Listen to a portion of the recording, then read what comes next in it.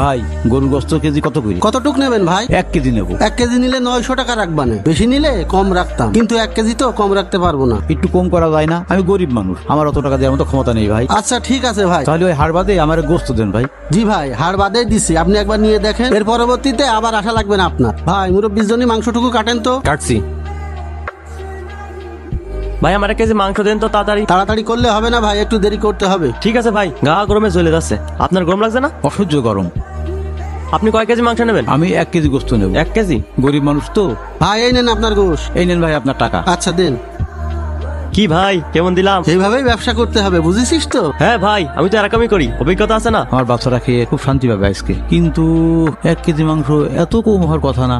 না, মানুষের সন্দেহ করাটা ঠিক না। আগে বাড়ি যাই, মেপে দেখি, তারপর দেখি কি হয়। মাহবুব এদিকে আয় তো বাবা, দাড়িপাল্লাটা নিয়ে আয় তো বাবা। বাবা এই নাও দাড়ি পাল্লা। এই নে, এটা মাপ। হ্যাঁ 1 কেজি তো 200 গ্রাম কম। দাঁড়া দেখাচ্ছি মজা। এই মেয়ে, এই না তোমার গোস্ত।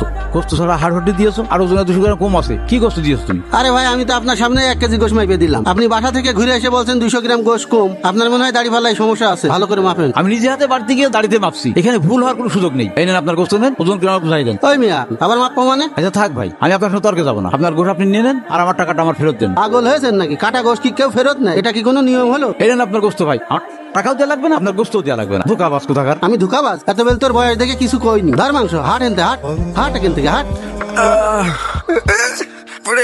এই ইরফান, কি হয়েছে বাবা তোর? ইরফান কি হয়েছে তোর? আমার বুকের ভেতর খুব ব্যথা করছে, আমি কষ্ট হচ্ছে আব্বা। আপনি মেহেদী সাহেব? জি।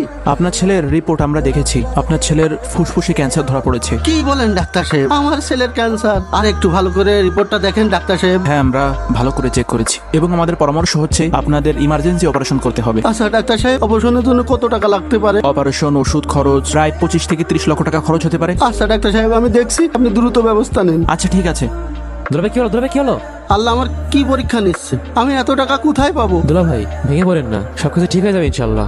আমার সব শেষ হয়ে গেল রে, আমার একমাত্র ছেলের ক্যান্সার। দুলাভাই আপনি ধৈর্য ধারণ করেন, আল্লাহ তাআলা বলেন আমি ধৈর্যশীলদের সাথে আছি। না রে, আমার মনে হচ্ছে আল্লাহ আমার সাহায্য করবে না, সবই আমার কর্মের ফল। আর আল্লাহ আমার কর্মের ফল এভাবে দিল। কর্মফল? আমি অসৎভাবে ব্যবসা করে মানুষদের ঠকিয়ে বিশাল বড় পাপ করে ফেলেছি, আবার ওজনে কম দিয়েছি, মানুষের সাথে জুলুম করেছি, সবই আমার পাপের ফল। হাট এখান থেকে, হাট। মানুষের ফাঁকি দেন, মানুষের উপর জুলুম করেন, এর বিচার একদম আল্লাহ করে। আমি সবই বুঝতে পারছি দুলাভাই, আপনি ওজনে কম দিয়ে নিজ ধ্বংস নিজে ডেকে নিয়ে আসছেন। রাসূলুল্লাহ সাল্লাল্লাহু আলাইহি ওয়াসাল্লাম বলেছেন, যখন কোনো জাতি মাপে এবং ওজনে কম দেয় তখন তাদের উপর দুর্ভিক্ষ এবং কষ্ট আসে, আর মজলুমের বরদোয়ার মধ্যে কোনো পর্দা থাকে না। আমি কি করলাম ও আল্লাহ? আমি বুঝতে পেরেছি হারাম উপার্জনে কোনো আরাম নেই।